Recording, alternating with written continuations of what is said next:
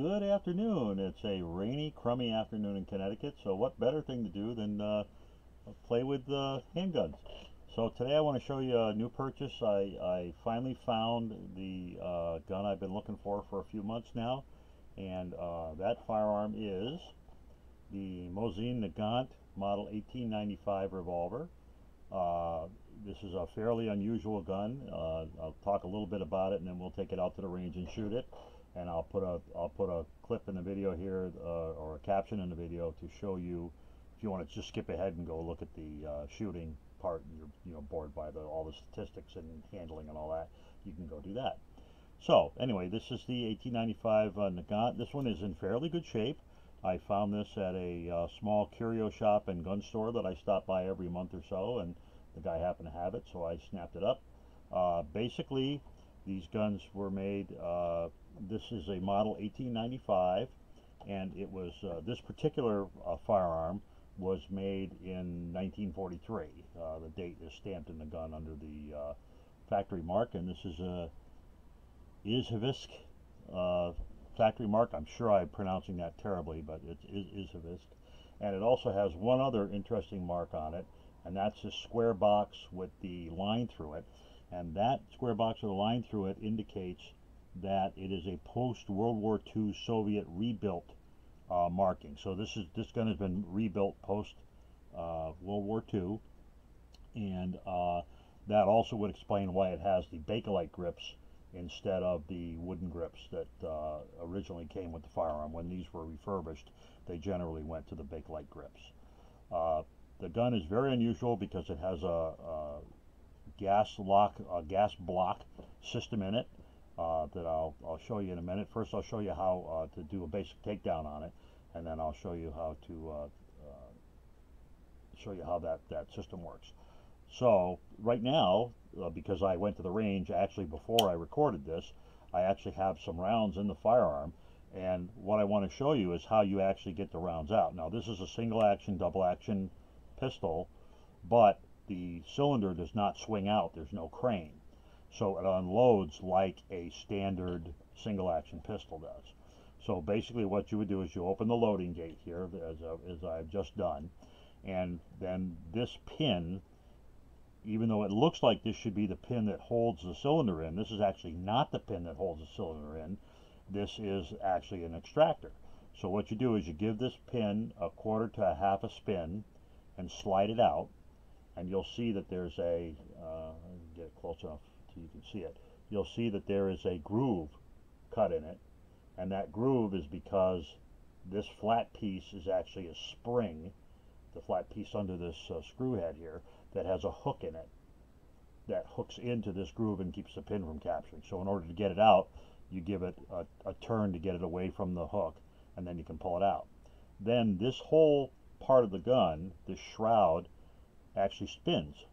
It turns. So you can now position the extractor and use it to push your rounds out. So let me go get them all out of here. And this part I did on the video, so I apologize for the duplication of effort here, but that's basically how this thing works. This is a 7-round revolver. Again, this one was manufactured in 1943. In addition to being rebuilt, it also has a sight blade. This sight blade with the notch cut in it. Turn it a little more like this. So this sight blade has a notch cut in it, and that special ramp, that ramp to a notch, indicates that that is a modified Russian front sight. So it's a later model rebuild front sight. The Nagant pistol was designed by Leon Nagant, whose brother is actually the Emil Nagant, who contributed to the Mosin Nagant rifle. So apparently weird guns run in the family. I don't know why, but that's what's going on. This firearm fires a fairly unusual round, a proprietary round. This is the round that it fires. This is actually a loaded round. This has not been expended yet. This is a 7.62 by 38 rimmed. There is a small rim on the top of this, and you'll notice that the bullet is recessed, kind of like a full wad cutter in a 38. And also that the crimp takes the throat of the bullet and reduces it past the size of the outside of the brass, so it's actually smaller at the top. And the reason for this is when you insert this in the gun, you will find that it comes almost outside of the cylinder. And because of the way the gas lock system on this thing works, this will actually be driven forward when the cylinder is driven forward, and the forcing cone actually overlaps it. And when you fire it, it flattens out. So here's an example of a fired case. So you can see on this case that it's almost straight across. There's no lip anymore. And what happens is the case, this crimped part of the case expands to let the bullet come through, because the bullet is actually closer to the sides of the case than it is the size of this neck.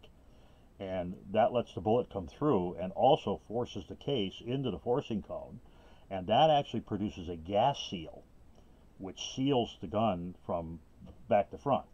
As a result, depending on which website you look at, you get either 100 to 150 foot-pounds per second, or feet per second, or a 200 to 300 feet per second increase in velocity. Also, these particular pistols are one of the few pistols that if you wanted to, you could put a suppressor on this, because it's got a sealed gas system, and you don't have to worry about the suppressor, you know, back flushing through the gap between the cylinder and the forcing cone.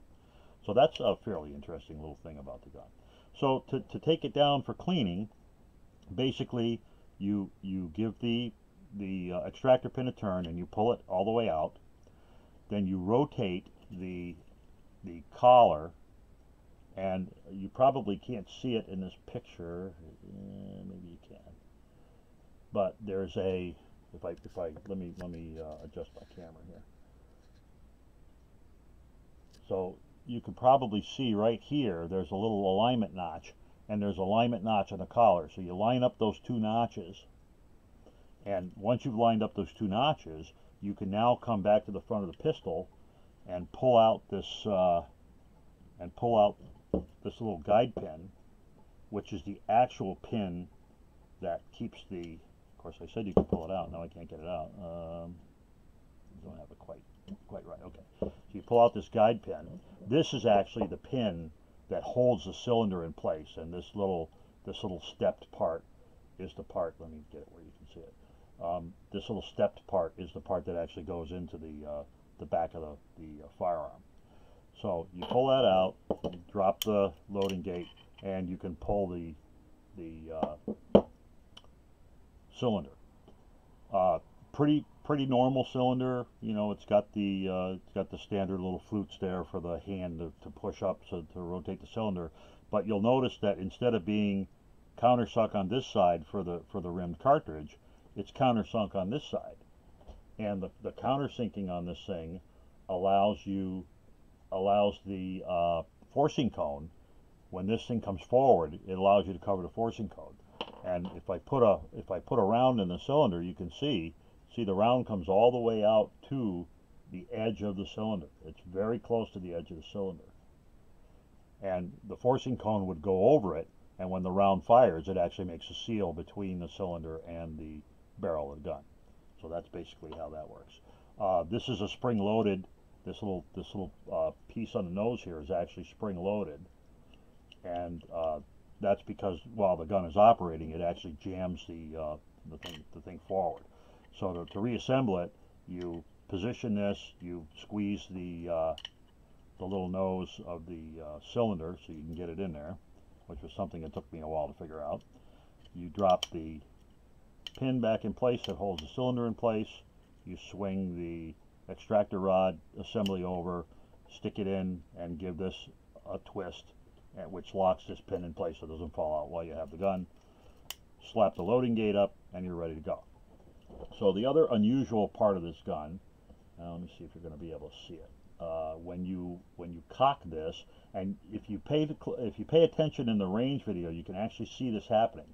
When the cylinder comes, when you cock this and the cylinder comes all the way forward, I'm sorry, when the cylinder comes all the way around and indexes to the next round, it will actually move forward.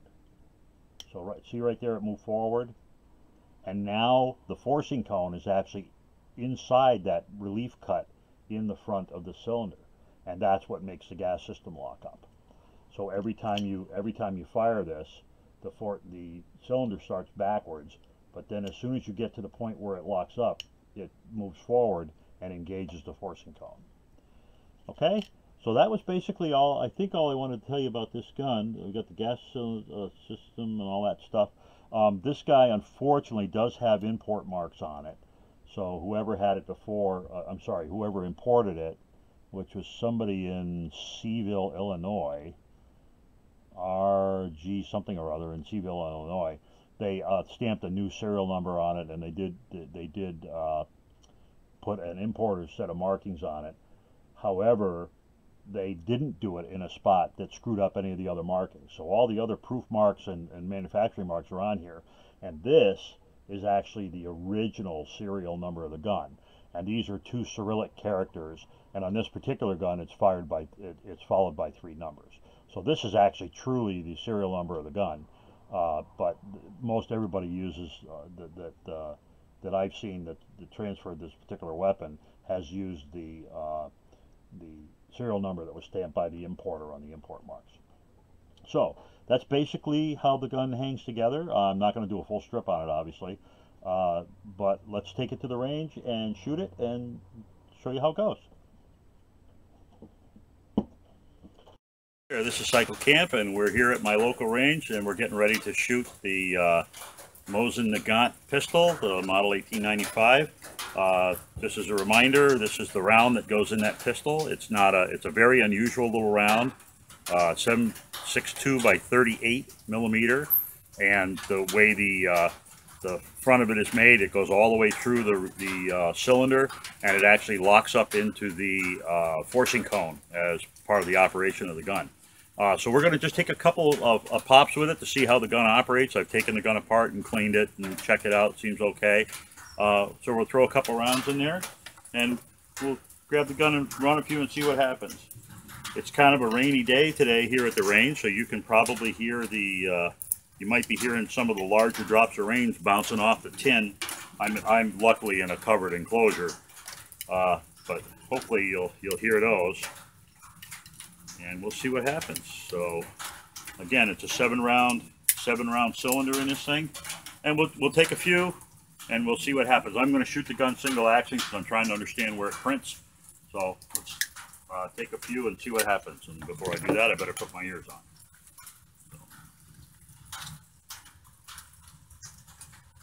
on. Okay, and we're only shooting at 15 yards. We're just trying to understand how the gun hits.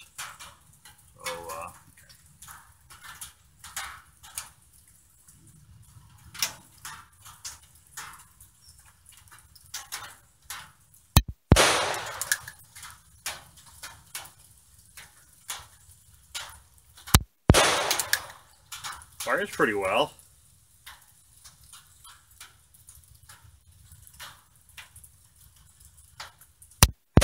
Trigger's kind of stiff, but that's not unusual on these really old Mosins. There's a lot of mechanical activity happening with the firearm.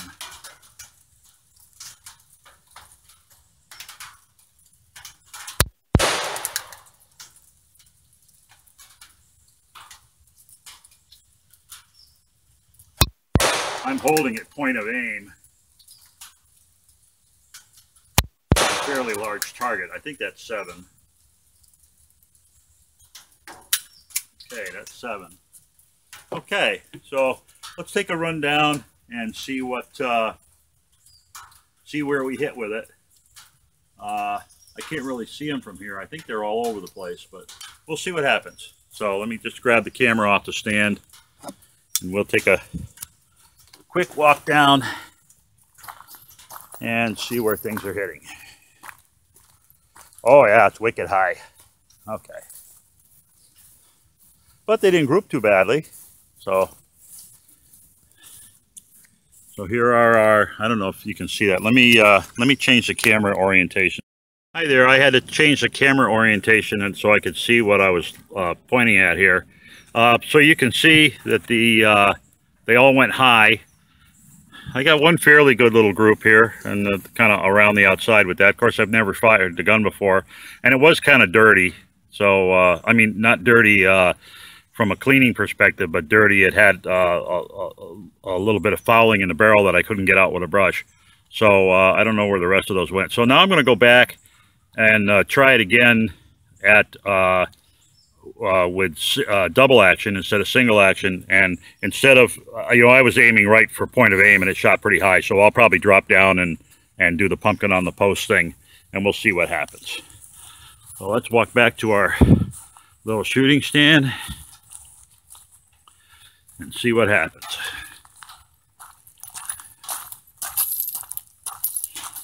This will give you a little feel for what this part of the range looks like. This is the pistol range, and as you can see, we have 10 point pistol range, and off to the left there you can see the rifle range.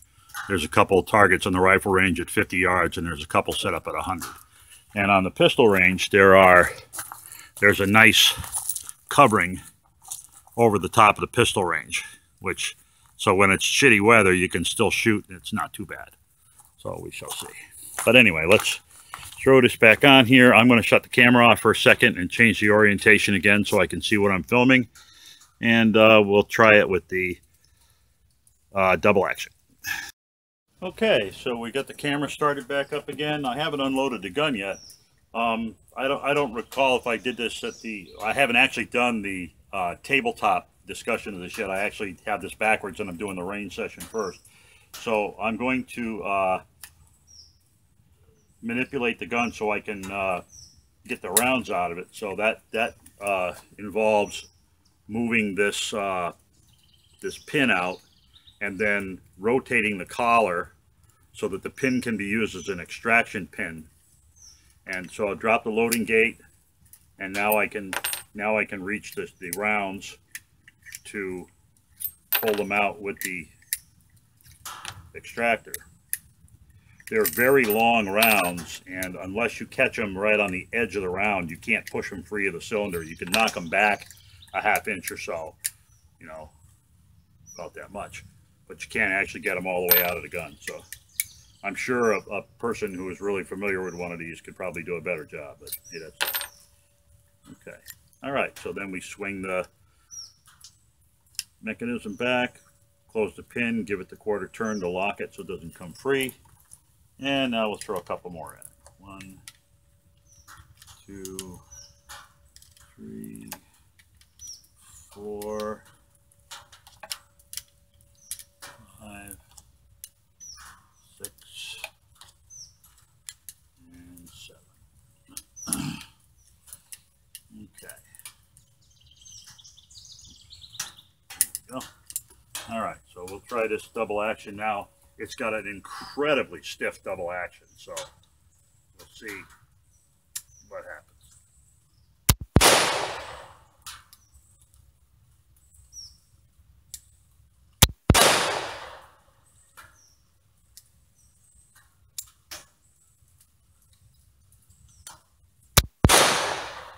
Tell you, those Russians must have had hands like bears.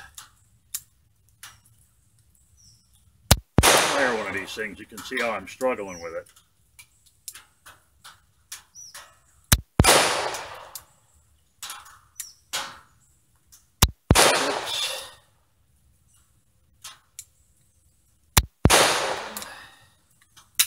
And click.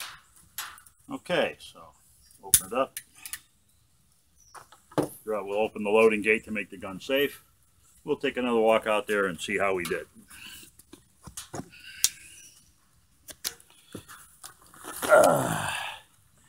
And again, once we get out here, I'll change the camera orientation so you can see where the shots landed.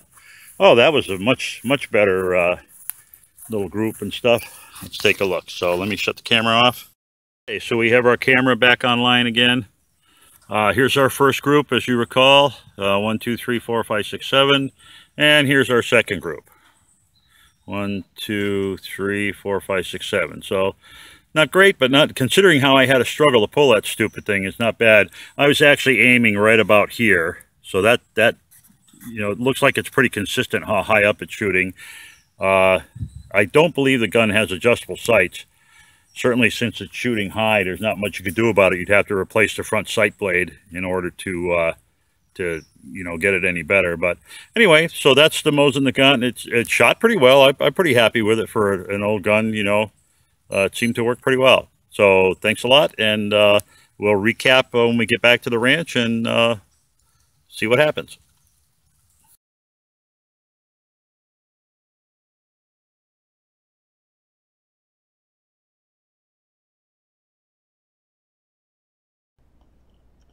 And here's an Easter egg for those of you on gun channels that were on like at 3 a.m. yesterday when I was looking at the gun.